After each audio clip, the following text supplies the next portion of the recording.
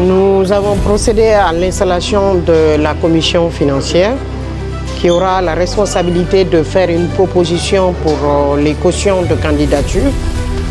Nous aurons 3 cautions parce que nous avons 3 scrutins de liste.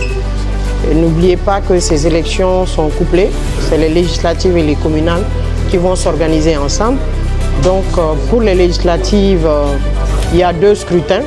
Le scrutin de liste à la représentation proportionnelle pour élire 49 députés sur les listes nationales.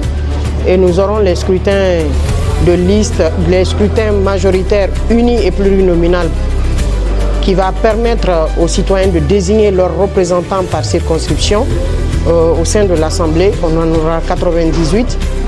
Nous avons fait une proposition de répartition par circonscription.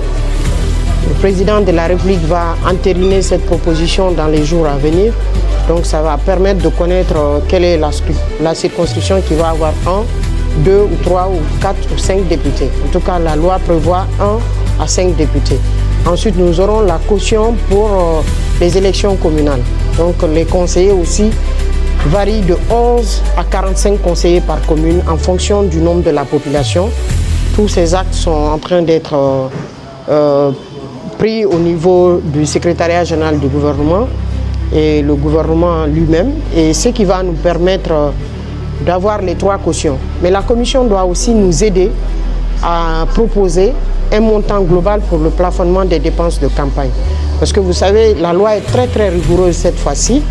Le plafonnement des dépenses, les dépenses de campagne sont contrôlées par la Cour des comptes. Donc il y a un travail qui va se faire en 5 jours seulement.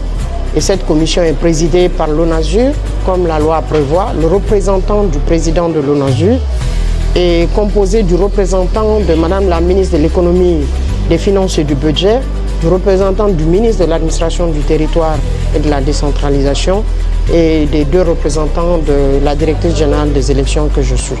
Donc voilà un peu la composition et le travail est lancé aujourd'hui et nous espérons très prochainement, avant le démarrage du dépôt des dossiers de candidature, que la Direction générale des élections fixera par décision les montants pour les cautions et le plafonnement des dépenses. Je vous remercie.